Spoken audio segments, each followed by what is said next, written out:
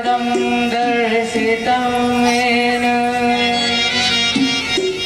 तस्मै श्रीगुरुवे नमः। कृष्णाय वासुदेवाय हरे परमात्मने क्लेशनाशाय गोविन्दाय नमो नमः। व्रजे वसन्तं नवनीतचौरं गोपाङ्गनानां चदफूलचौरम्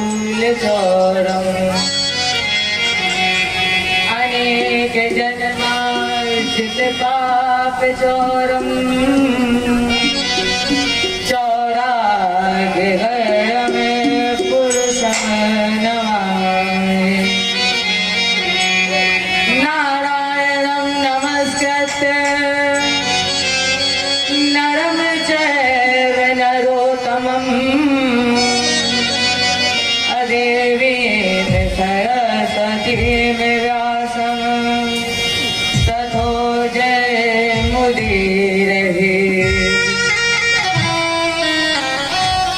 गिर को उठाए ब्रज गोपों को बचाए लीनो अग्नि से उबारे पांडु बालके मझारी के। रातों गज घंटा तले बालक विहंगम को राख्यो व्रत नेम धर्म पांडव किनारी को। गज की अरज सुन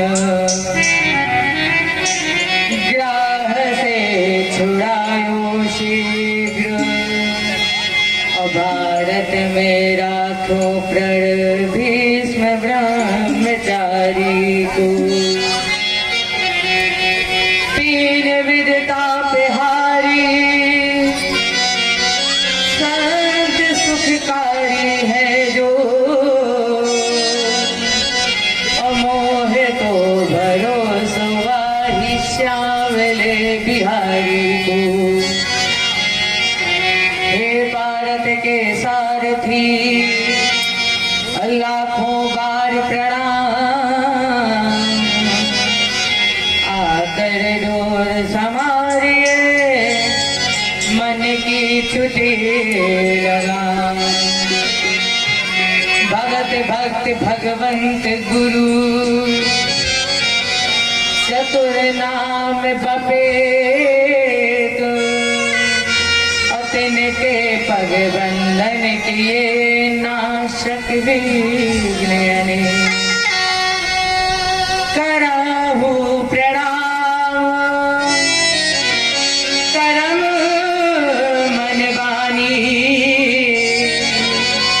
कराहु कृपा सेवक सुख जानी। अतुलित बलधाम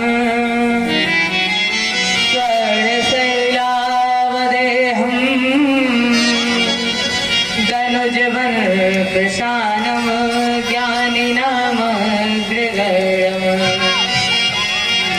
सकल गुण निधानम वाणियाणामधीशम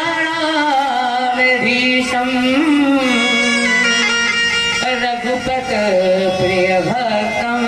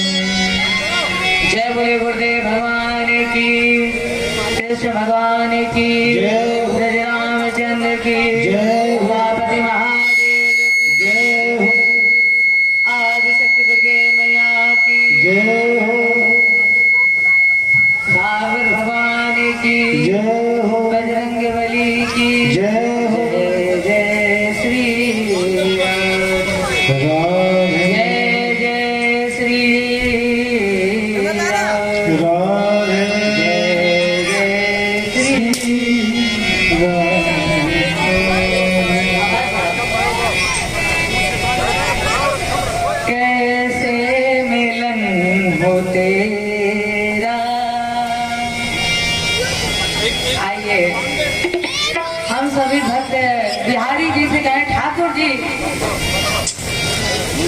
हम आपके दर पर आते हैं और आपके दर पर आने के बाद भी हमारा और आपका मिलन नहीं होता है।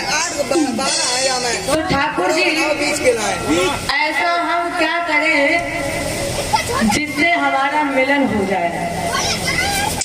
तो आइए पूछे उनसे, ऐसे कौन से कर्म किए हैं ठाकुर जी मैंने जिससे हमारा और आपका मिलन नहीं हो पा रहा है। कैसे मिलन हो तेरा मोहन जरा बता रे, कैसे मिलन हो तेरा मोहन जरा बता रे, कैसे मिलन हो तेरा मोहन जरा बता रे, कैसे मिलन हो तेरा मोहन जरा मुझको मेरे करम की ऐसी तो ना सजा रे, मुझको मेरे करम की ऐसी तो ना सजा रे, कैसे मिलन हो तेरा मोहन जरा बता रे।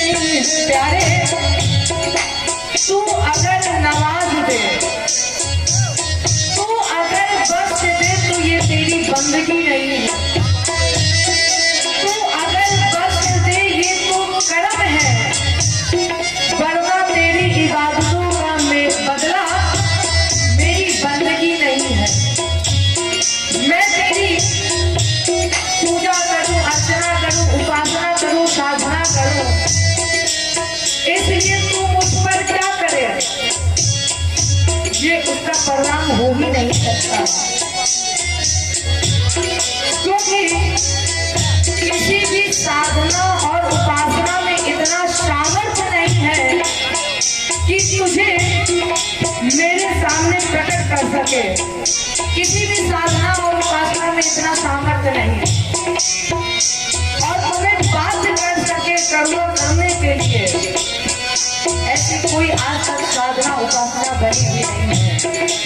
इसलिए प्यारे, तू अगर मुझे नवाज दे तो ये तेरे कर्म है, वरना तेरी इबादतों का बदला मेरी बंदगी नहीं है। तेरी एक झलक को तेरे तरस रही है, तेरी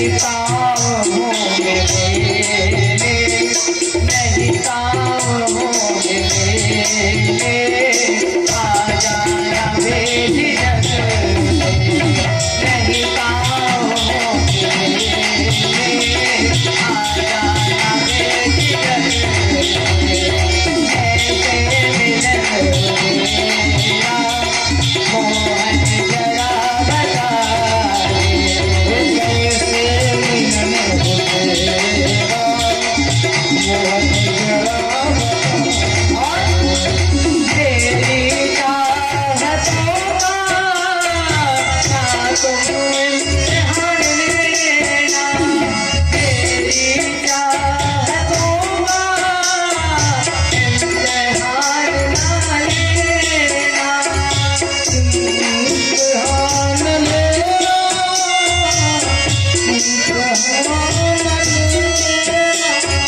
चाहत में तेरी मुझको आता है जान लेना, आता है जान लेना, आता है जान लेना। मैं यूं ही जी रही हूँ, मैं यूं ही जी रही हूँ, दिल दिल तरस तरस मैं यूं ही जी रही हूँ, दिल दिल तरस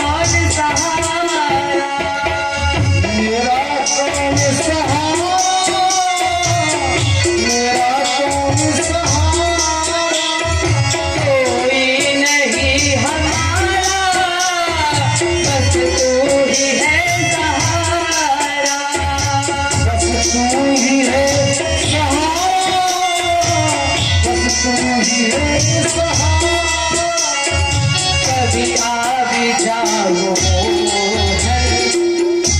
हे प्यारे, हे गोविंद, हे ठाकुर, कभी आ भी जाओ है कभी आ भी जाओ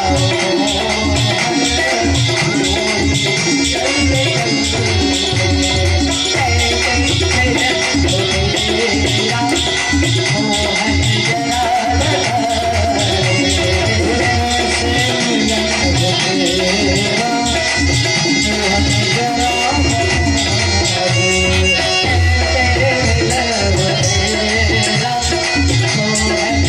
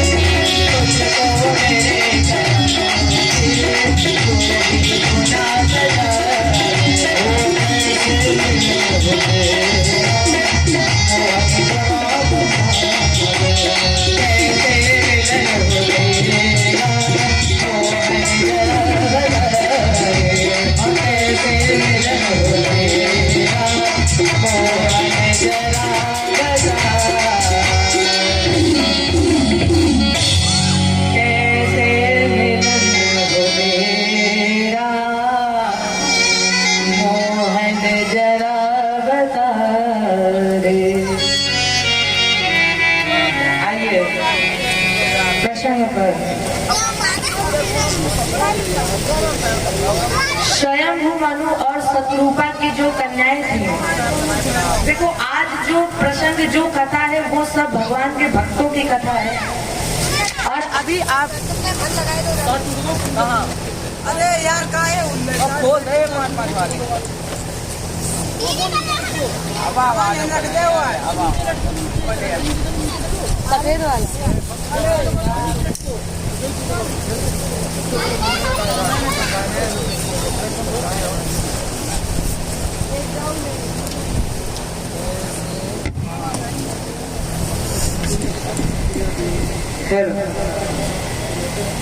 तो स्वयंभू मनु और शत्रुपा की जो कन्याएं थी, देहूति, आकृति और प्रसूति, इन तीनों की चर्चा राजेंद्र आपने कल सुनी। राजेंद्र दो पुत्र भी थे, प्रियव्रतौ उत्तान पादौ सतरूपा पते सुतौ वासुदेवस्य कलया रक्षायां जगतः स्थितौ। दो पुत्र थे, प्रियव्रत और उत्तानपाद। जाय उत्तानपादस्य सुनीति सुरुचिस्तयो। उत्तानपाद के दो पत्नियां थी, सुनीति और सुरुचि। सुरुचि प्रेयसी यदुर्ने पुरायते सुतो ध्रुवा। सुरुचि छोटी थी, इसलिए सुनीति का प्रेम सुरुचि के प्रति अत्यधिक था। जिस कामना की वजह से उत्तानपाद ने दूसरा विवाह किया, वो कामना पूर्ण तो हुई, वो भी सर्वप्रथम पत्नी से हुई, सुनीति के माध्यम से।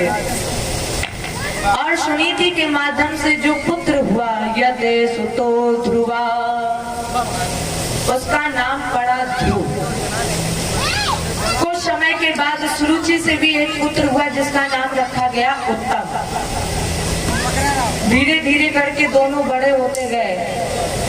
एक दिन उत्तम और ध्रुव साथ में खेल रहे थे।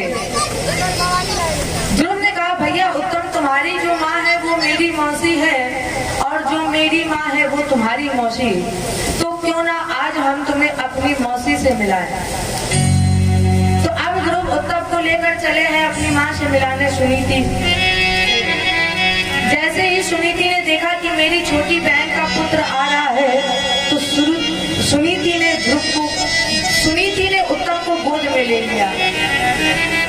अब कुछ समय के बाद उत्तम ने भी कहा, भैया ध्रुव, आपने मुझसे एक दिन कहा था मेरी माँ तुम्हारी मौसी और तुम्हारी माँ मेरी मौसी, तो भैया ध्रुव आपने अपनी माँ से तो मिला दिया, लेकिन आज मेरे मन में विचार आया है क्यों ना मैं भी आपको अपनी माँ से मिलाऊं।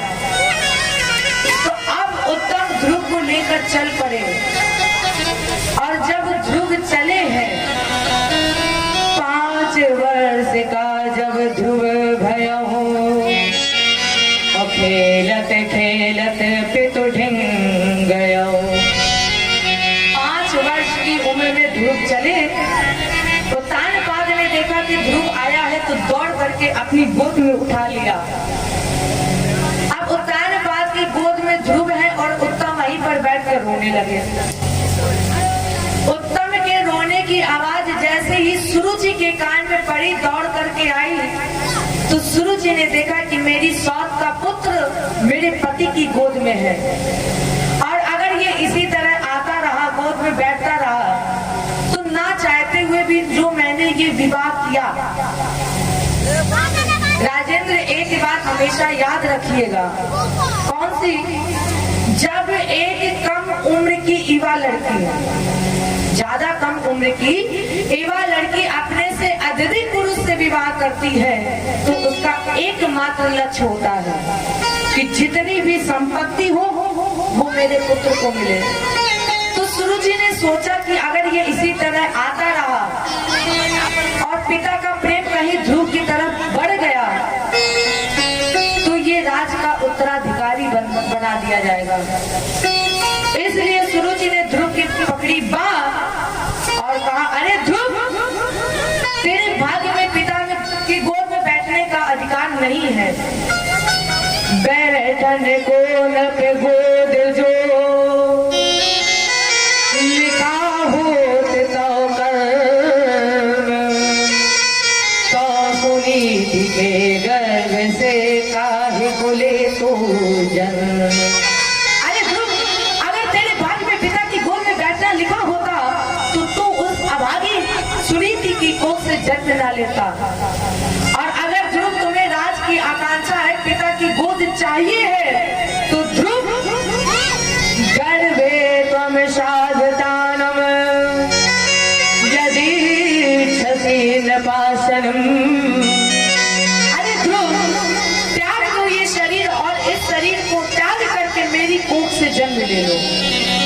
और जब तुम मेरी कोख से जन्म लोगे तो तुम्हें पिता का प्यार भी मिलेगा और राज का उत्तराधिकारी भी बना दिया जाएगा। इतना कहकर सुरुचि ने ध्रुव की पकड़ी बांह और धक्के मारकर महल से बाहर निकाल दिया। अब ध्रुव अपमानित होकर चल पड़ा। कैसे? जैसे एक काला नाग किसी से चोट खाकर जाता है, आज ध्रुव उसी तरह अपमानित होकर चल पड़े हैं। मातु सपत्न्यः साधुरोक्त विद्यः असशन रुसाम दन्यतो यथा हित्वामि संतं पितरं सन्निवाचम् अजगाम मातुः प्ररुदन् सकाशम्। मातुः सपत्न्यः। अब ध्रुव उसी तरह अपमानित होकर चल पड़े हैं अपनी माँ से मिलने और आवाज लगाई, माँ। सुनीति बाहर आई। ध्रुव को गोद में उठाना चाहती थी, लेकिन ध्रुव 3 कदम पीछे हट गए।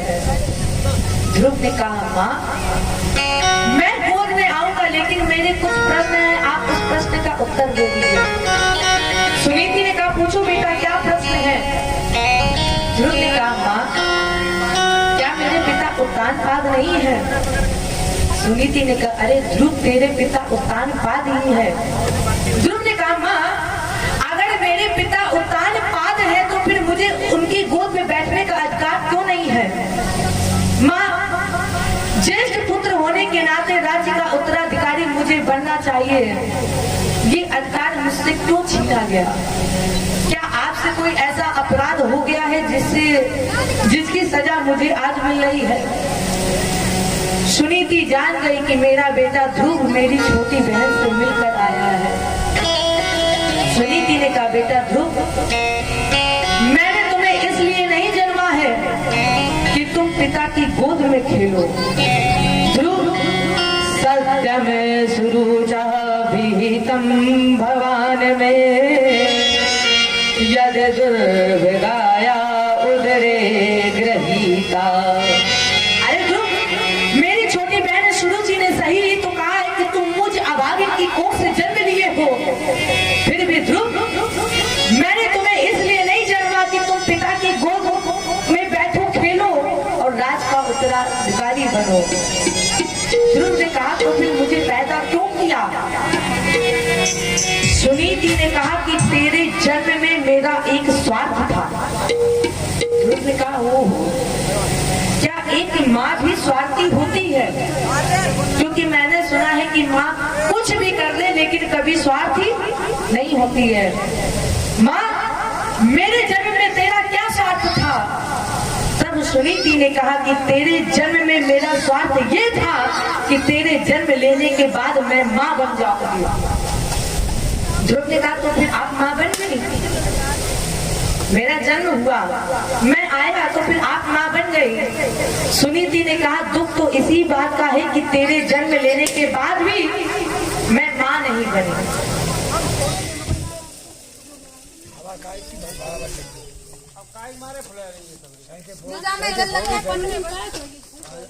लग रही है।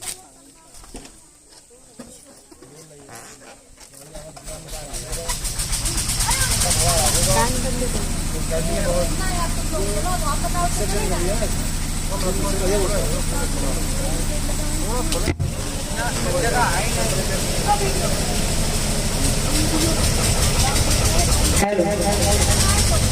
तो माँ बनने का अधिकार किसे है?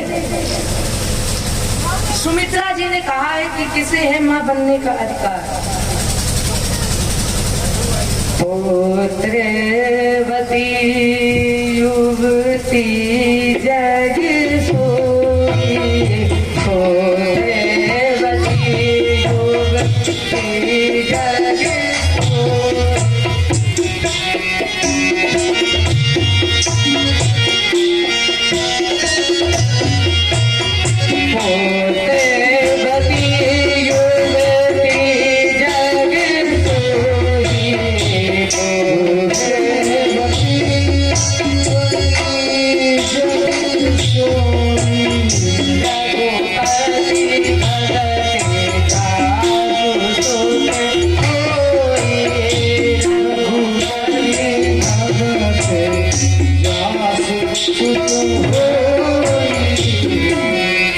पुत्रवती युवती जग सोई। रघुपति भगत जासु सुख होई। और इस संसार में उस माँ को, उस स्त्री को माँ कहलाने का अधिकार है जिस माँ के गर्भ से जन्म लेने वाला बच्चा भगवत भजन करता है। उस स्त्री को माँ कहलाने का अधिकार है। ध्रुव ने कहा तो फिर माँ मुझे पुत्र बनने का गौरव प्रदान करिए। सुनीति ने कहा तुम मेरे पुत्र हो। ध्रुव ने कहा माँ जब मेरे जन्म लेने के बाद आप माँ नहीं बनी तो फिर मेरे जन्म लेने के बाद मैं आपका पुत्र नहीं बना। तब फिर सुनीति ने पूछा बेटा पुत्र कैसे बनोगे? तब ध्रुव ने कहा सुने जननी सोई सुने बड़े आजी, सुने जननी सोई सुने बड़े आजी, सुने जननी सोई सुने बड़े आजी,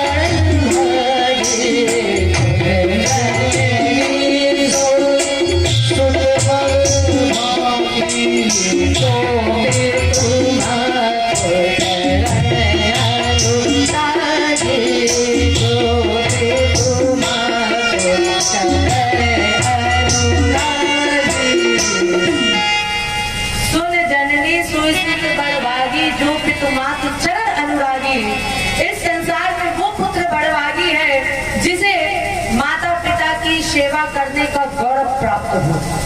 तो फिर माँ मुझे आशीर्वाद दीजिए, मैं भगवान की गोद में खेलना चाहता हूँ। माँ ने आशीर्वाद दिया और आशीर्वाद लेकर ध्रुव चल पड़े भगवत दर्शन के लिए। आपने सुना होगा तीर्थों का केंद्र ब्रह्मा जी की तपो स्थली ब्रह्मा जी के द्वारा रचित सृष्टि का प्रथम मानव ब्रह्मावर्त बिठूर। यहीं से ही ध्रुव चल पड़े और चलते चलते वंथा के जंगल में घूम रहे थे। नारद जी ने देखा कि 5 वर्ष का बालक और इतने भीतर जंगल में घूम रहा है। तो नारद जी आए और नारद जी ने कहा बेटा अभी तुम्हारी उम्र 5 वर्ष की है, तुम कहाँ जा रहे हो?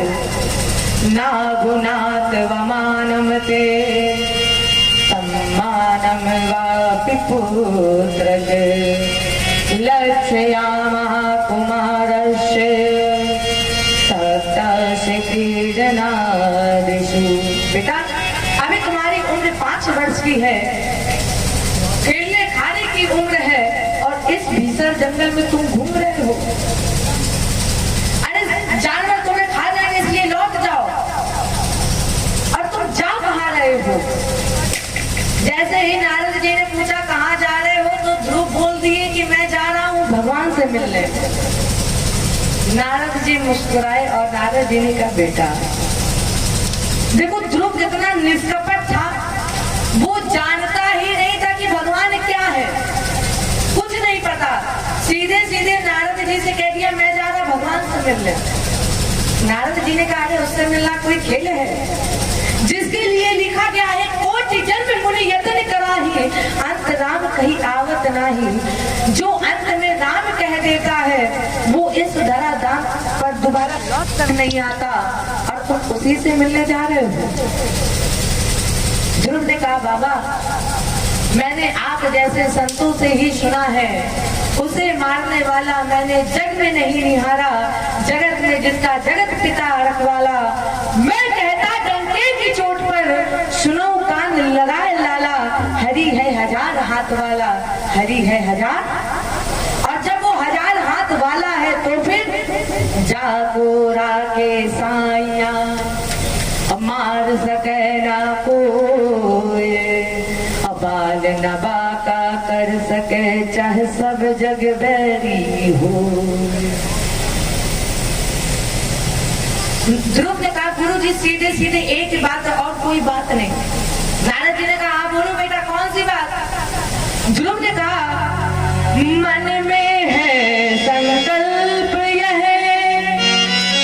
कोई विकल्प नहीं जिसका एक संकल्प सिद्धांत कौन सा, और मैं ढूंढूं रघुवीर, और जो नहीं दर्शन होंगे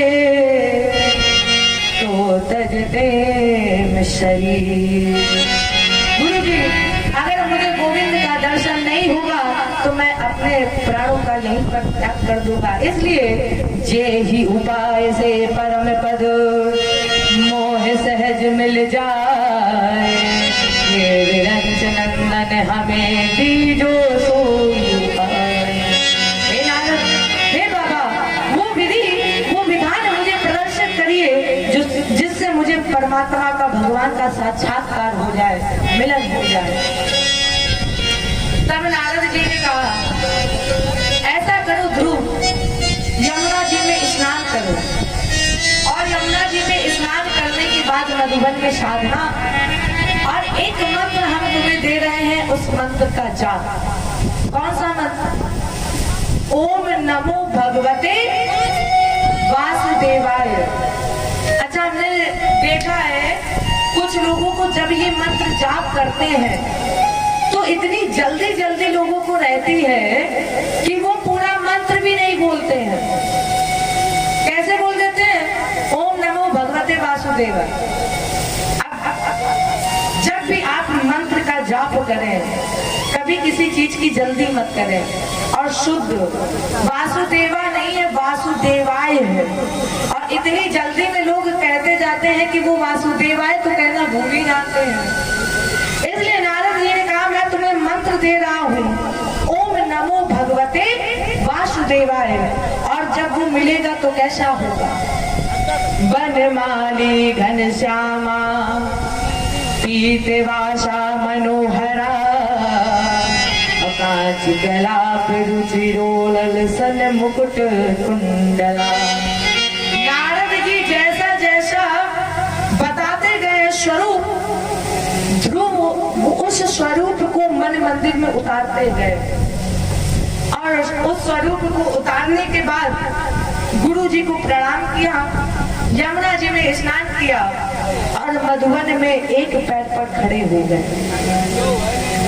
पहले महीने ध्रुव ने 3 रात के बाद कहते कि बेट के फल खाए, तेरा त्रांते 3 रात के बाद कहते कि बेट के फल खाए। दूसरा महीना लगा, ध्रुव ने 6 रात के बाद सूखे पत्ते खाए। तीसरा महीना लगा तो 9 रात के बाद जल पिया। 5वां महीना लगा तो 12 रात के बाद एक बार मुंह खोला और बड़ी लंबी श्वास खींची। इस श्वास के द्वारा जो हवा चली उसे ही अपना भोजन बना लिया। 5वां महीना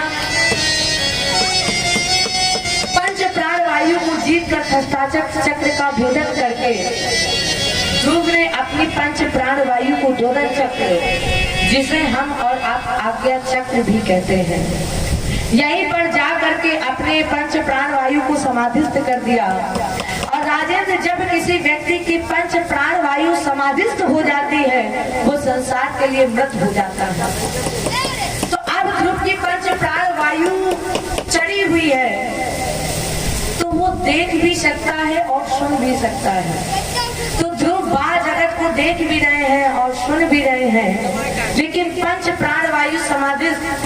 और जब ध्रुव की श्वासें बंद हो गई तो सारे जगत की श्वासें बंद हो गई। सारे देवता चिल्लाने लगे, क्यों? क्योंकि महाप्रलय में बचे न कोई, तब हुन नाश भक्त करे हो। भक्त तो अजन्मा अविनाशी है, और जब भक्त की श्वासें बंद हो गई तो सारी जगत की श्वासें बंद हो गई। सारे देवता चिल्ला रहे हैं, प्रभु त्राहि माम, रक्षा करो, आज सारे जगत की श्वासें बंद है। नैवं विदामो भगवन प्राणरोधम, अचराचर अखिल सकृधाम्नः, विदेहि तन्नो व्रजनादि मोक्षम्, अप्राप्त वयं त्वां शरणं शरणं। प्रभु सारी जगत की श्वासें बंद है, इसलिए रक्षा करिए। आइए, जिस तरह से ध्रुव ने परमात्मा को बुलाया है उसी तरह से आज हम भी उनसे कहें, आज सारे दर्दों की दवा मांगे और अपने बिहारी जी से कहें, ठाकुर जी दर्द दिल की दवा दीजिए, दर्द दिल की दवा मेरे प्यारे, दर्द दिल की दवा दीजिए मेरे प्यारे, थोड़ा सा मुस्कुरा दीजिए मेरे प्यारे, थोड़ा सा मुस्कुरा दीजिए, दिल की दवा दीजिए मेरे प्यारे, दर्द दिल, दर्द दिल, दर्द दिल की दवा दीजिए मेरे प्यारे, थोड़ा सा मुस्कुरा दीजिए मेरे प्यारे, थोड़ा सा मुस्कुरा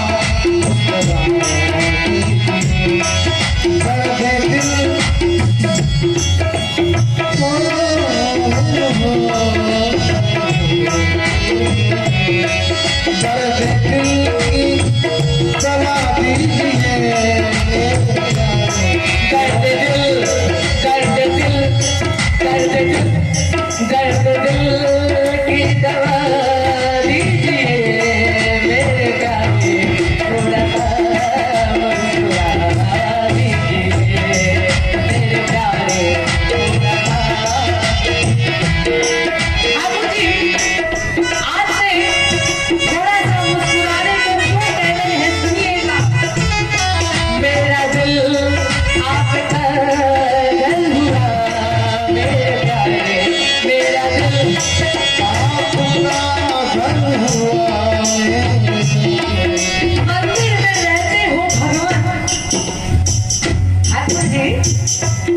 मंदिर में रहते हो भगवान, कभी बाहर आया जाया करो। मैं रोज तेरे दर आती हूँ, कभी तुम भी मेरे घर आया करो। मेरा घर, मेरा आपका घर हुआ मेरे प्यारे, मेरा दिल आपका घर हुआ मेरे प्यारे। इसमें क्या करिएगा? आज जा तेरा मेरे प्यारे, आज जा तेरा मेरे प्यारे, आज जा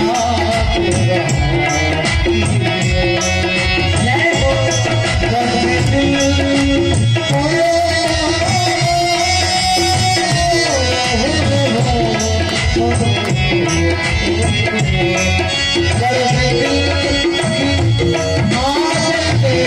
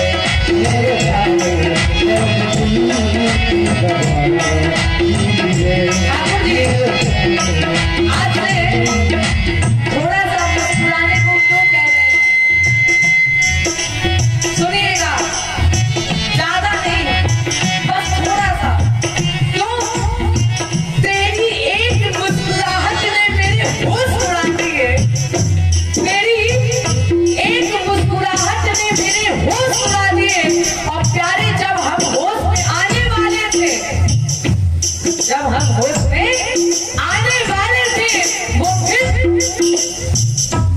मुस्कुरा दिए, थोड़ा सा मुस्कुरा दीजिए मेरे प्यारे, थोड़ा सा कर दिल कर दिल, थोड़ा सा ज्यादा सा मीठा सा मुस्कुरा दीजिए मेरे प्यारे, कर दिल की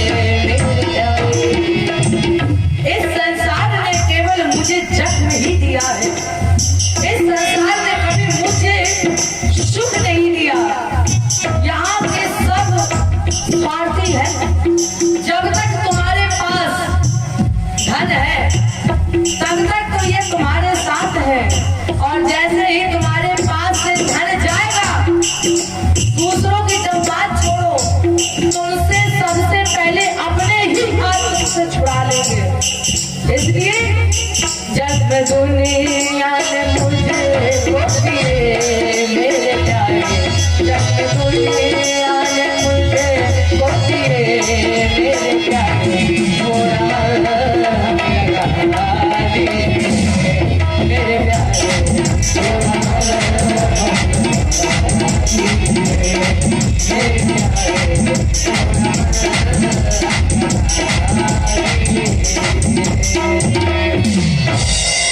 दर्द दिल की दवा दीजिए मेरे प्यारे। इसलिए ठाकुर जी प्रभु आज सारे जगत की श्वास बंद है, दम घुट रहा है। भगवान तुरंत गरुड़ की पीठ पर बैठे और ध्रुव के सामने प्रकट हो गए। कहा बेटा उत्तिष्ठो, बेटा ध्रुव उठो, तुम्हारी तपस्या पूर्ण हो गई है, वर मांगो। लेकिन ध्रुव ने नेत्र नहीं खोले, क्यों? अब आप लोग बताइए, जब परमात्मा मन मंदिर में हो, जिसने मन मंदिर को ही अपना भगवान मान लिया, तो क्या उसे बाहर जगत में देखने की जरूरत है? तो ध्रुव के मन मंदिर में स्वयं परमात्मा है, तो फिर ध्रुव ने नेत्र नहीं खोले, क्योंकि बाहर जगत में देखने की जरूरत ही नहीं है। और जब नेत्र नहीं खोले तो भगवान ने क्या किया? भगवान ने ध्रुव के मन मंदिर में अंधकार डाल दिया, और अब ध्रुव उसी अंधकार में छटपटा रहे हैं, ढूंढ रहे हैं परमात्मा को। नहीं दिखे तो ध्रुव धड़ाम से गिरना चाहता था, लेकिन हमारे प्यारे प्रभु ने ध्रुव को गोद में उठा लिया। हमारे ध्रुव ने भगवान की उस दिव्य छवि का दर्शन किया, चरणों में प्रणाम किया, लेकिन ध्रुव कुछ कहना चाहता था, ध्रुव की वाणी से शब्द ही नहीं निकले।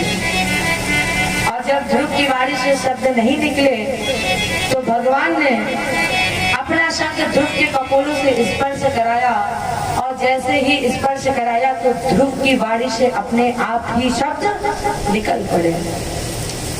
और ध्रुव ने कहा, प्रार्थना करे, प्रभु आज मेरा जीवन धन्य हो गया है। यो अन्तः प्रविश्य मम वाचिं मां प्रचुत्ताम् असञ्जीवयदखिलशक्तिधरा स्वदामिना अन्यास्य हस्तचरणश्रवणत्वगादि अप्राणान् नमो भगवते पुरुषाय तुभ्यम्। जो मेरे अंतःकरण प्रविष्ट होकर मेरी सोई हुई कान, नाक, इंद्रिया, त्वचा सब मृत हो चुके थे, उनको जीवित करने वाले ऐसे अंतर्यामी प्रभु हम आपको बारंबार नमन करते हैं, नमस्कार करते हैं। भगवान बोले ध्रुव मांगो, बहुत प्रसन्न है। ध्रुव ने कहा जिसके सामने आप हो उसे मांगने की कोई कामना हो, ऐसा हो ही नहीं सकता। भगवान ने कहा ध्रुव मैं जानता हूँ कि तुमने किस वजह से इतनी बड़ी तपस्या की साधना किया, इसलिए ध्रुव मेरा पहला वरदान, जब तुम यहाँ से लौट करके जाओगे तो तुम्हें तुम्हारे पिता की गोद मिलेगी, तुम्हें पिता का प्यार मिलेगा, और जो तुम्हारा सौतेला भाई है उत्तम एक दिन शिकार खेलने जाएगा और शिकार खेलते हुए मार दिया जाएगा, उसी के वियोग में तुम्हारी सौतेली माँ सुरुचि अपने प्राणों का त्याग कर देगी। समय आने पर उत्तानपाद तुम्हें ही राज्याभिषेक करेंगे और ध्रुव 36,000 वर्ष तक तुम राज्य का भोग करोगे। यहीं पर ध्रुव पर कृपा हुई भगवान की, भगवत प्रणाम किया और प्रणाम करके ध्रुव वापस ब्रह्मावर्त की तरफ चले। राजेंद्र ये आपने ध्रुव प्रसंग सुना और इस प्रसंग से दो बिंदु निकल के आते हैं।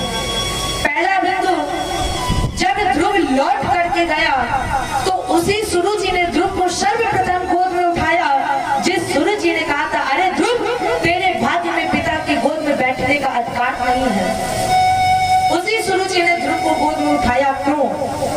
उत्तर बाबा ने दिया है, बहुत सुंदर उत्तर है। कहा जा पर कृपा राम कह होई, पर कृपा करे सब, जिस पर हमारे राघव की कृपा होती है उस पर तो सभी कृपा करते हैं। दूसरा बिंदु,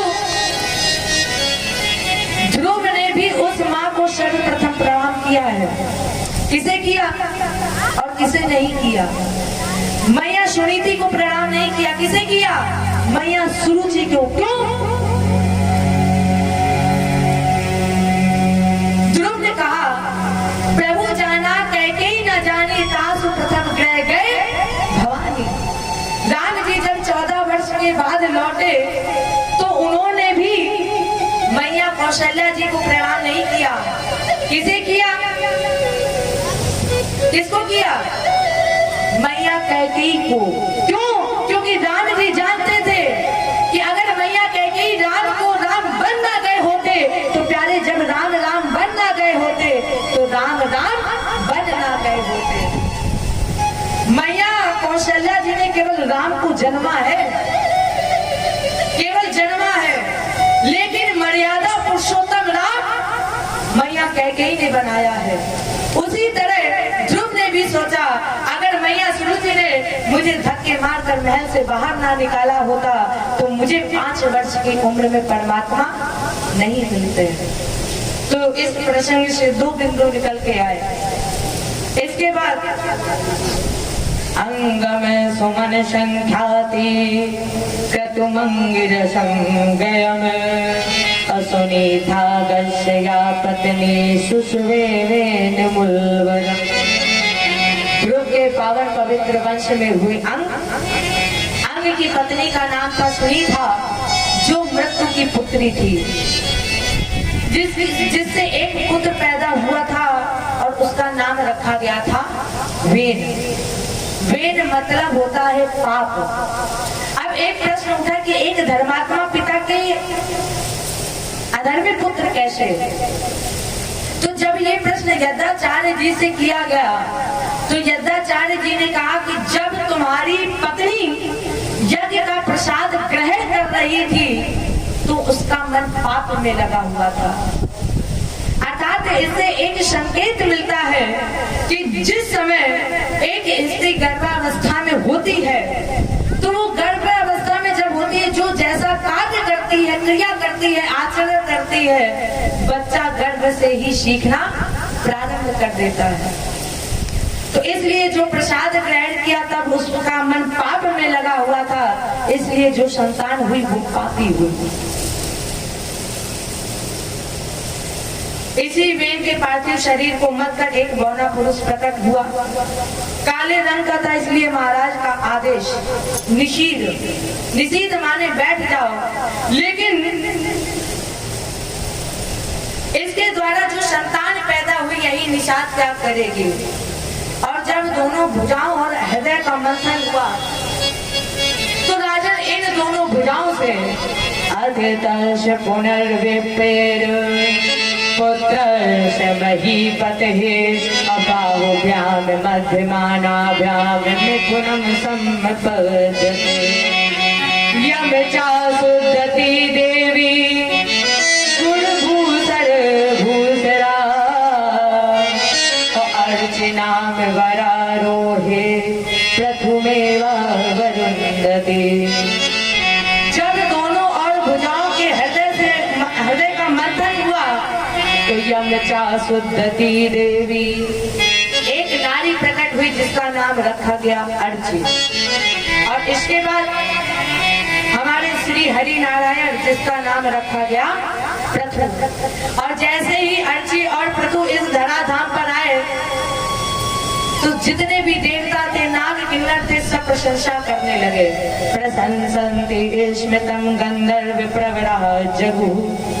जैसे ही प्राकट हुआ पृथु ने कहा महाराज जी अभी तो मेरा केवल जन्म हुआ है, मैंने ऐसा कोई कार्य नहीं किया जिससे लोग मेरी प्रशंसा करें, इसलिए ये अनर्गल प्रशंसा है, रोक दो इसे। देखो महात्माओं ने पृथु को राजा बना दिया। 24 अवतारों में एक अवतार है महाराजा पृथु का। महाराजा पृथु वो है जिन्होंने जग कल्याणार्थ इस पृथ्वी का रोहण किया है। पृथु ने ही इस पृथ्वी को समतल किया, बराबर किया। और पृथु ने 100 अश्वमेध यज्ञ की दीक्षा ली। ब्रह्मावर्ते मनो क्षेत्रे यत्र प्राची सरस्वती।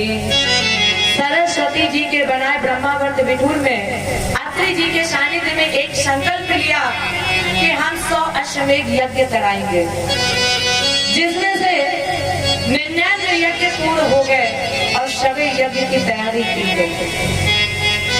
अब जैसे ही शवे यज्ञ की तैयारी हो गई, दिग्विजय के लिए घोड़ा छोड़ा गया तो इंद्र ने घोड़े का हरण कर लिया। क्यों? क्योंकि इंद्र घबरा रहा था कि अगर ये यज्ञ पूर्ण हो गया तो मुझसे मेरा इंद्र पद चला जाएगा, इसलिए इन्होंने घोड़े का हरण कर लिया। और प्यारे हमेशा याद रखना, जीने के लिए जीवन में 3 चीजें बहुत जरूरी है। जीवन में जीने के लिए 3 चीजें बहुत जरूरी है। पहली, 24 घंटे में एक बार शब्द। और अब तो इतना झूठ बोलने लगे हैं कि झूठ बोलते बोलते कब सच बोलते पता ही नहीं चलता। तो प्यारे 24 घंटे में एक बार शब्द। दूसरी, एक बार ईश्वर का दर्शन।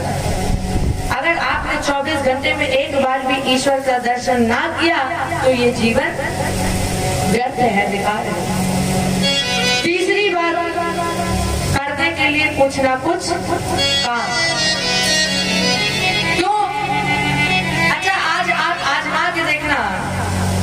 आज आप जाना और एक जगह बैठ जाना, 24 घंटे हिलना नहीं। 24 घंटे की तो छोड़ो, 3 घंटे तुम लगातार वहीं पर बैठे रहना। और अगर 3 घंटे बाद उठने को कहा जाए तो बताओ क्या दशा होगी आपकी। 3 घंटे बाद उठोगे तो पैर तो ऐसे जाम हो जाएंगे, तब तो हमें लगता है फिर डॉक्टर को बुलाना पड़ेगा, भैया प्लास्टर चढ़ा दो, चला नहीं जा रहा है। इसलिए जीने के लिए 3 चीजें बहुत जरूरी हैं। और आप जरा सा चूके नहीं कि इंद्र पीछे ही है। आपका सारा फल इंद्र कब ले जाए आपको पता नहीं। तो यही इंद्र ने किया, घोड़े का हरण कर लिया। और यज्ञ में आचार्य का दायित्व होता है कि वो यज्ञ में देखे कोई व्यवधान तो नहीं आ रहा है। तो जब घोड़े का हरण हुआ, अत्रि जी ने देखा कि यज्ञ में व्यवधान हो गया है, आवाज लगाई, पृथु तुम्हारे घोड़े का हरण हो गया है।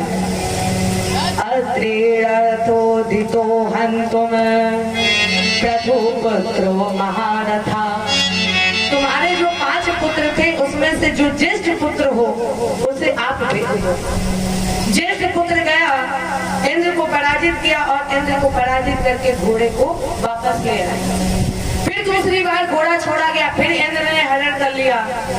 तीसरी बार घोड़ा छोड़ा गया और जैसे ही अब की बार घोड़े ने हरण किया, जे ही यज्ञ हन का गुरु जी ने शिष्य को आदेश दिया, प्रतु को आदेश दिया, और महेंद्र में विविधाधनम, यज्ञ में व्यवधान करने वाले का वध करने में कोई दोष नहीं है।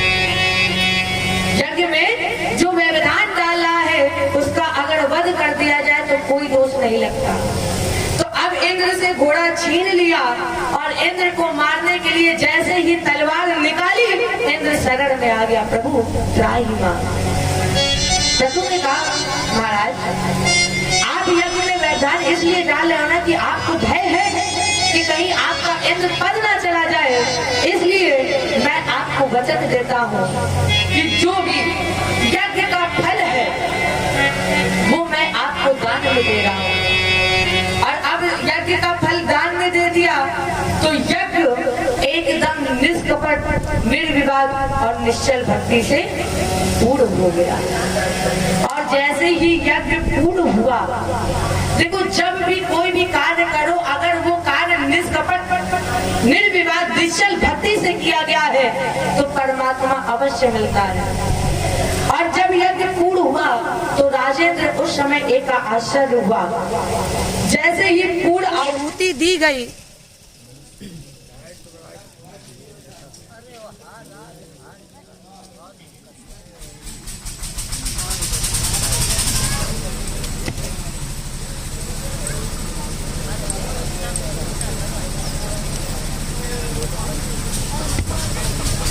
तो जैसे ही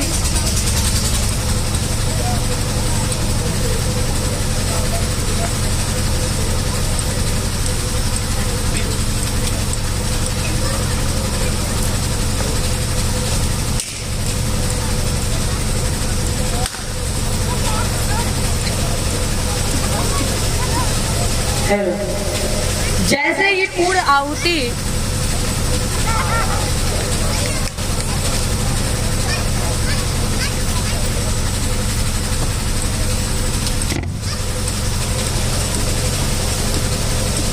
जय जय श्री राधे।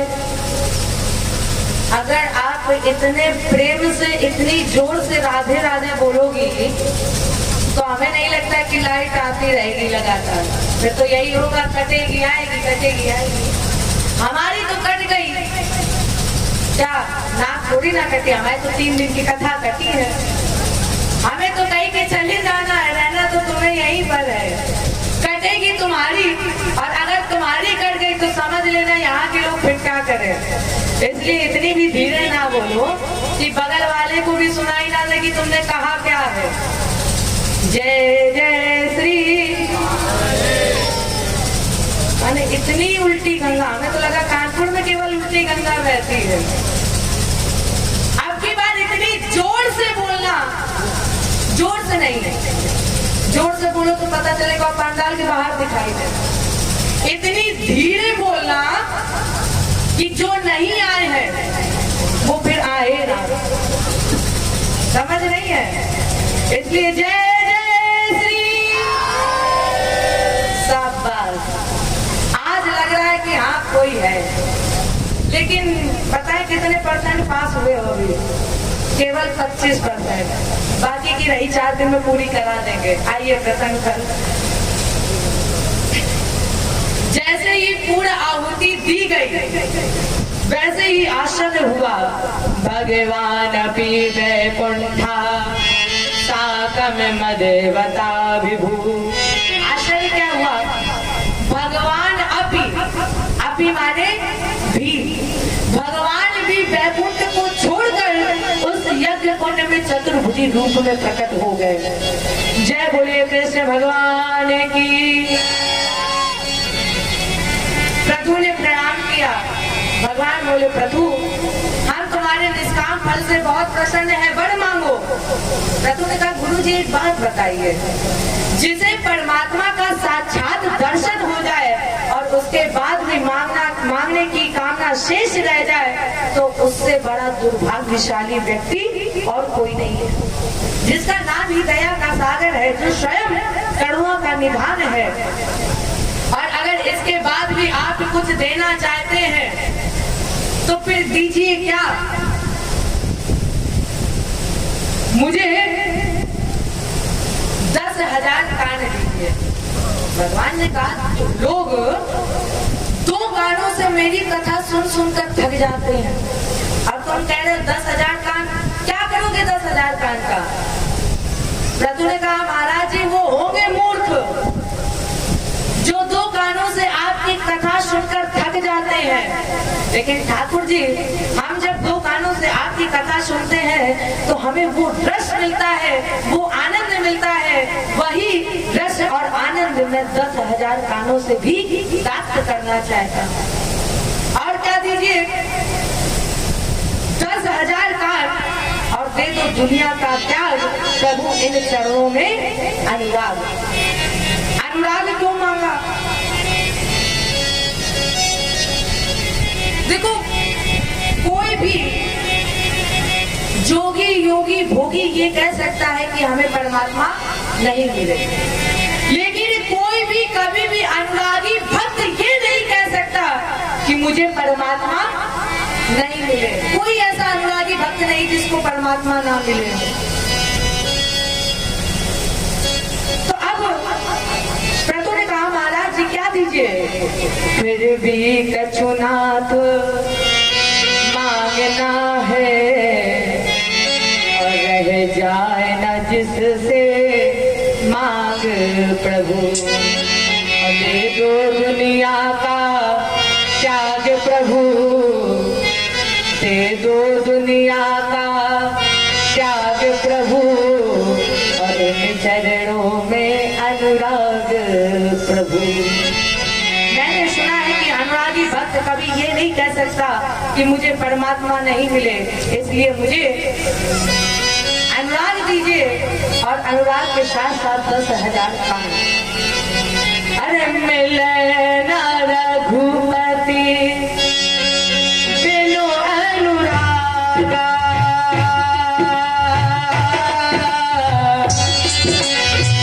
जोग गाने तब तक ही विरागा,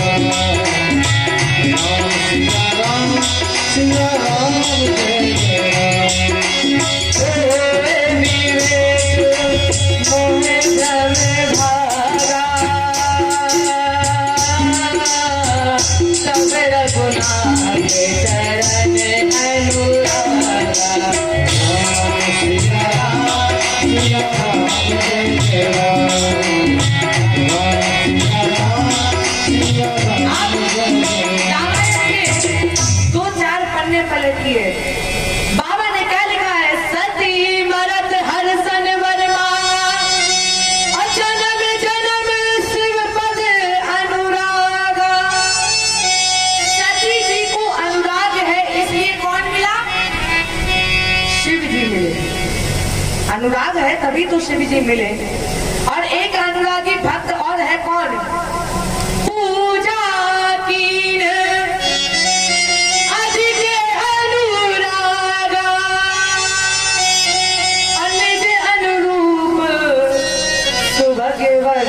मांगा। मैया जानकी, अनुराग का फिर कौन मिले जानकी जी को? राम ही तो मिले हैं। और जब सिया स्वयंवर में पहुंचे तो इन्हें ही विनो गति अति अनुरागा, परबस ब्रह्म सुखई मन त्यागा। अष्टांग योगी की विजय राज जनक और इन बाप बेटी के बीच में एक बैठा, कौन? हमारे भोले बाबा। भैया ने कहा बात बताओ, सब लोग जा रहे हैं तो एकदम सीना चौड़ा कर कर जा रहे हैं और आप इतना छुप छुपा कर जा रहे हो क्यों? भोले बाबा ने कहा देखो देवी, हमारे अंदर एक कमी है, हम सामने से गए, बैठ गए और हमसे जो कुछ भी मांगता है हम जल्दी से दे देते हैं, और अगर धनुष तोड़ने के लिए कोई गया, हमें पहचान लिया और हमसे वरदान मांग लिया, हे भोले बाबा हम ही से टूटे, तो बता हम तो पीछे हटेंगे नहीं, हम तो वरदान दे देंगे। इसलिए हम छुप छुपा कर बैठे हैं, तो हमें छुप छुपा कर बैठा रहने हैं। तो जो जितने भी अनुरागी भक्त हैं वो कभी ये कह ही नहीं सकता कि मुझे परमात्मा नहीं मिला। इसलिए 10,000 कान दीजिए और चरणों में अनुराग दीजिए। इन्होंने शरद कुमार जी से दीक्षा ली और ज्येष्ठ पुत्र को राजा बनाया। शेष जीवन इन्होंने भगवत भक्ति में समर्पित कर दिया। इन्हीं के वंश में प्राचीन रही। इन्होंने तो इतने यज्ञ किए कि इन यज्ञों में उपर्युक्त कुशाओं का जब विसर्जित किया गया तो ये जितना भी भूमंडल था सब फट गया। ये सारा भूमंडल फट गया। इन्हीं के पुत्र का नाम था प्रचेता। लेकिन राजेंद्र, इस इतिहास को आगे चलकर सुनाए। अभी मेरे मन में एक विचार आया। आपने बताया था कि स्वयं मनु के दो पुत्र, प्रिय व्रतौ उत्तान पादौ सत्यरूपा तकेशुतौ। ये तो आपके सामने उत्तानपाद के जीवन, इनके वंश की व्याख्या। अब उत्तानपाद के ही भाई प्रियव्रत, जिन्होंने 2 विवाह किए। राजा परीक्षित ने कहा महाराज जी तो यहीं पर रुक जाइए। क्यों? क्योंकि जो नारद जी के उपदेश से विरक्त हो चुका, उसने 2 विवाह कैसे किए, क्यों किए? प्रियवतो भगवत आत्मा रामः कथं मुनि रमतयन मूला कर्मबंध भरा। जो नारद जी के उपदेश से विरक्त हो चुका है, उसने 2 विवाह कैसे किए, उसने गृहस्थ जीवन कैसे अपना लिया। सुखदेव जी ने कहा राजेंद्र, ये सत्य है कि गृहस्थ जीवन में अनेकों व्याधियां हैं, अनेकों संकट है, लेकिन गृहस्थ जीवन अपने जीवन में ये 3 बातें मान ले तो उसका जीवन सफल हो सकता है। कौन सी 3 बातें? पहली बात, मातृ पितृ देवो भव। आपके लिए जो सबसे बड़ा अगर कोई तीर्थ है, कोई भगवान है, गंगा है, दान है, पूजा है, वो है माता पिता। आप जब तक अपने माता पिता की आज्ञा का पालन नहीं करेंगे, सेवा नहीं करेंगे, आप चाहे जितने मंदिर भटक ले, भगवान आपसे खुश होने वाले नहीं है। अगर आपका कोई सबसे पहला भगवान है तो वो माता पिता है। इसलिए आप सबसे पहले माता पिता को खुश करिए। मैंने देखा है कि लोग अपने माता पिता को भरी समाज में अपमानित करते हैं और फिर जाते हैं तीर्थ में। अरे मूर्ख, ऐसे तीर्थ में जाने का क्या फायदा जब तुम्हारे माता पिता ही तुझसे प्रसन्न नहीं है, और जब तेरे माता पिता तुझसे प्रसन्न नहीं, फिर तू चाहे जितना भी सर पटक ले भगवान के आगे, भगवान प्रसन्न होने वाला नहीं है। तो दान, गंगा, भगवान, माता पिता है, इनको पूजिए, इनकी आज्ञा का पालन करिए, इनकी सेवा करिए, ना कि भरी समाज में इनका अपमान करिए। इनको पूजिए, इनको मानिए, क्योंकि माँ आपके दुख को समझ सकती है। ये संसार के जितने भी लोग हैं वो कामी, विषयी, लोभी, कपट हैं। ये सब केवल स्वार्थी है। जब तक आपके पास सुख है, धन है, तब तक आपके हैं, लेकिन जहाँ आपसे सब दूर हो जाएगा तो ये सब सबसे पहले पीछे हट जाएंगे। इसलिए अगर दुख में कोई साथ देता है वो माँ है। माँ बाप से बढ़कर जग में कोई दूजा नहीं खजाना, जिसने तुझे जन्म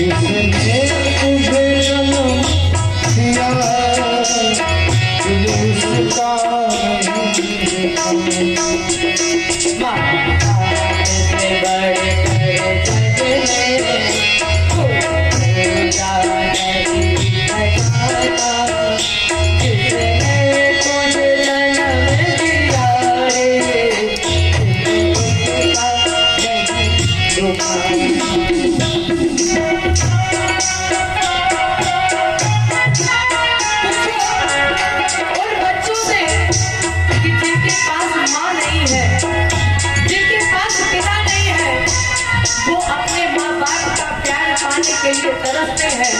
और आपके पास माँ है और पिता है, फिर भी हम उनकी सेवा नहीं कर पाते हैं। अरे भूल गए वो दिन जब घर पे 2 रोटी होती थी, खाने को लोग तरसते थे और माँ खुद भूखी रहती थी और तुझे भोजन कराती थी। आज उसी माँ बाप के लिए तेरे पास 2 रोटी नहीं है और भेज देते हो वृद्धाश्रम। अरे धिक्कार है ऐसे बच्चों पर जो अपने माँ बाप की सेवा नहीं करते। अरे बुढ़ापे में कोई कितना खाएगा, क्यों खाएगा, ज्यादा से ज्यादा 3 खाएगा। और तुम तो जब 6-6 रोटी खा लेते थे तब वो दिन नहीं याद है जब माँ खुद भूखी रहती थी और तेरा पेट भरती थी, तुझे सूखी पर सुलाती थी और खुद नीचे पर सोती थी। और जब तेरे पास मकान आ गया, तू विदेश चला गया, धन आ गया, तो तू इतना बड़ा बन गया कि तू अपने माँ बाप को ही भूल गया। वो घर, वो धन सब है, सब बेकार है। वो घर नहीं है, वो केवल एक ईंट का मकान है। जिस घर में तेरे माँ बाप के रहने के लिए जगह नहीं है, वो घर नहीं है, वो मकान है, वो खाक है, सब कुछ बेकार है। वहाँ भगवान कभी प्रवेश कर ही नहीं सकते। इसलिए माँ बाप को भूलो, माँ बाप को घर पे रखो, उनकी सेवा करो। पहले तो माने तुझको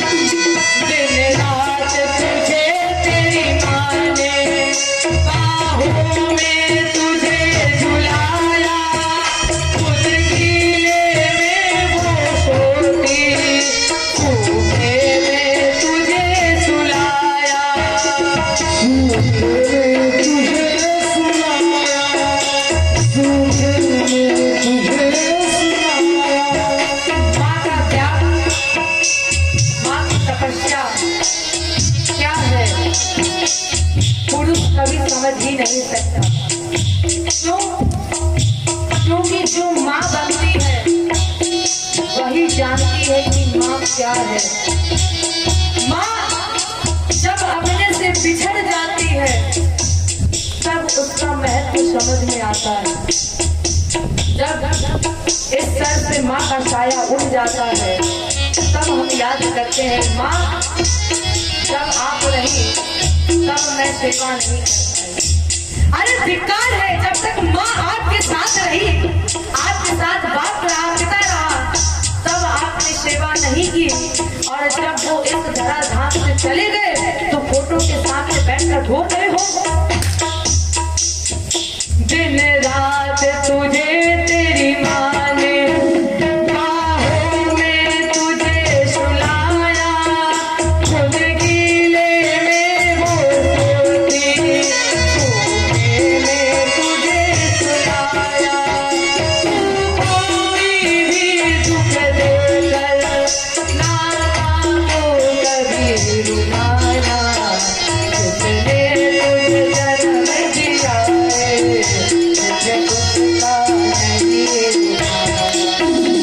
जिसने तुझे जन्म दिया है, उसका नहीं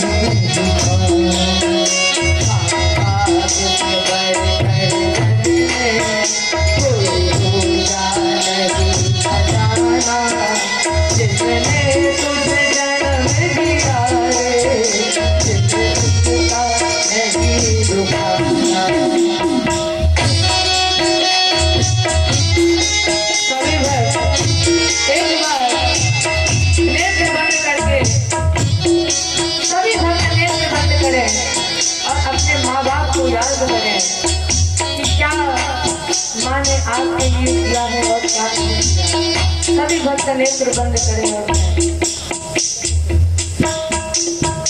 माँ बाप की शरण से बढ़कर कोई स्वर्ग नहीं है दूजा, सब छोड़ के तीरथ बंदे कर ले माँ बाप की पूजा, कर ले माँ बाप की पूजा, कर ले माँ बाप की पूजा।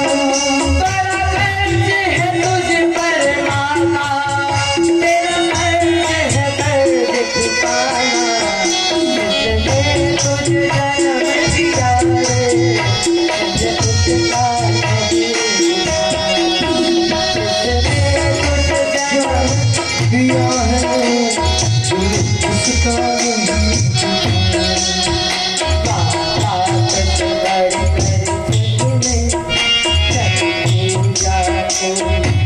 चुकाना, जिसने तुझ जन्म दिया है, उसका नहीं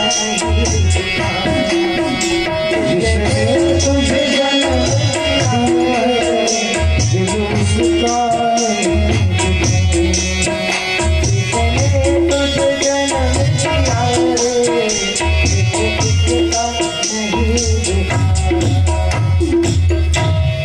माँ बाप से बढ़कर जग में कोई दूजा नहीं खजाना, जिसने तुझे जन्म दिया रे, दिल उसका नहीं दुखाना।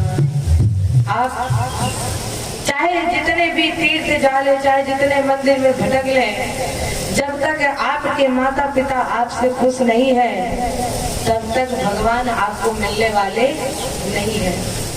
तो सबसे बड़ी गंगा, सबसे बड़ा तीर्थ, सबसे बड़ा दान, सबसे बड़ी पूजा, सबसे बड़ा भगवान माता पिता की सेवा है। अभी भी समय है, समझ लो। तब पछताए का होत जब चिड़िया छुप गई। जब तक माता पिता है तो इनकी सेवा कर लो, अगर ये चले गए फिर वापस नहीं आने वाले।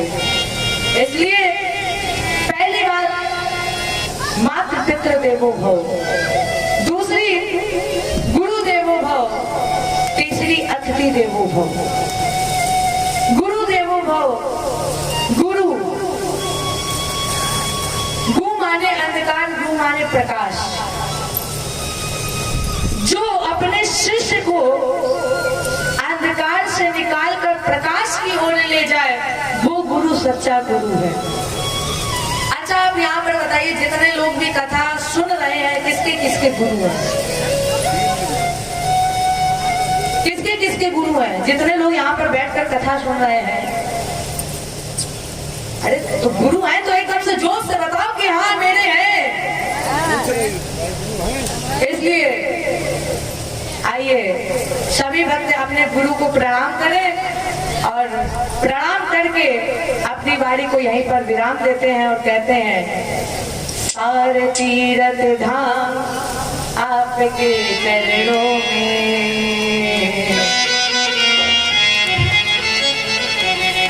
सभी भक्त अपने गुरु को प्रणाम करें और कहें सारे तीरथ धाम आपके चरणों में। हे गुरुदेव प्रणाम आपके चरणों में, चरणों में। सारे तीरथ धाम आपके चरणों में, चरणों में।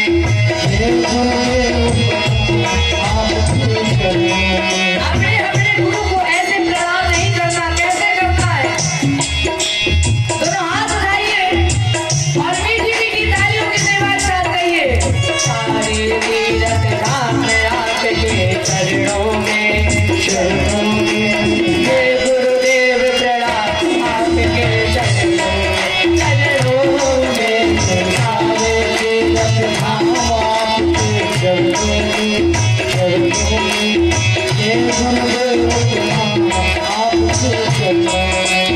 हृदय से मांगे कर लक्ष्मी कंठ सारदा माता है, कंठ सारदा माता है।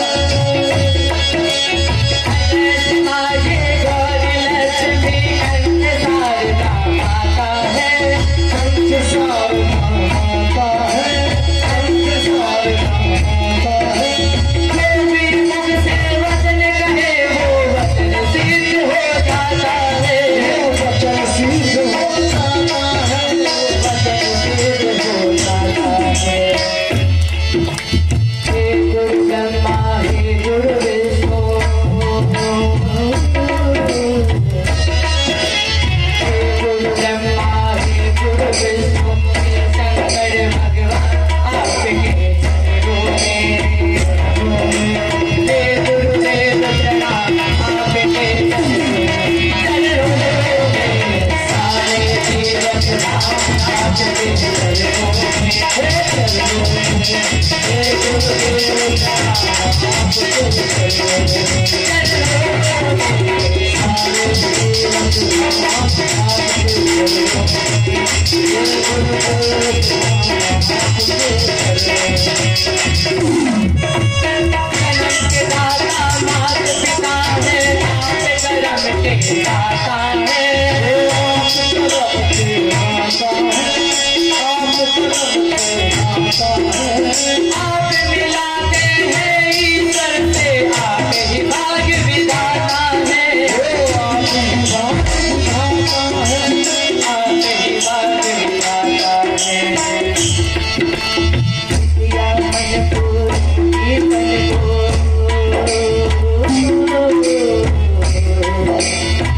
या मन को कीर्तन को, मिलता है आरा आपके चरणों में। सभी भक्त दोनों हाथ उठाए और तालियों की आवाज आनी चाहिए आप सभी की, और अपने गुरु जी को प्रणाम करें। हे गुरुदेव प्रणाम, हे गुरुदेव प्रणाम। सारे तीरथ धाम आपके, हे गुरुदेव प्रणाम, चरणों में। सारे तीरथ धाम आपके चरणों में, चरणों में। हे गुरुदेव प्रणाम आपके चरणों में,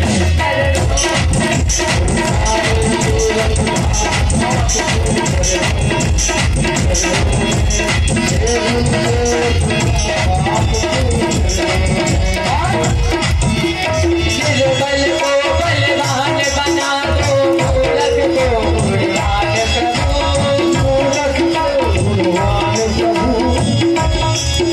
मूर्ख को गुणवान प्रभु। देव कमल और बंसी को भी ज्ञान का दो वरदान प्रभु,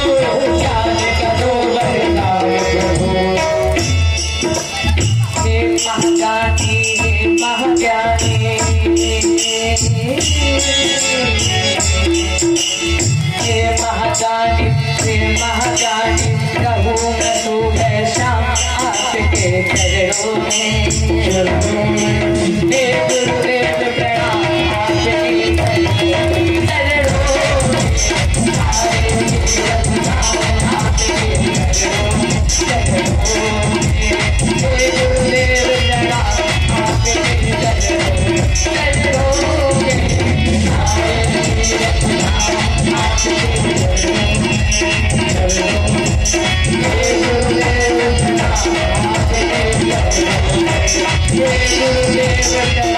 आपके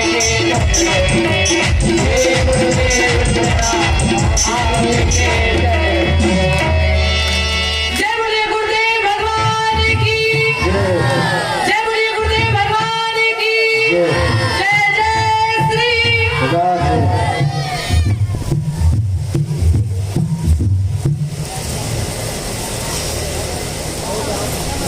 समय पढ़ा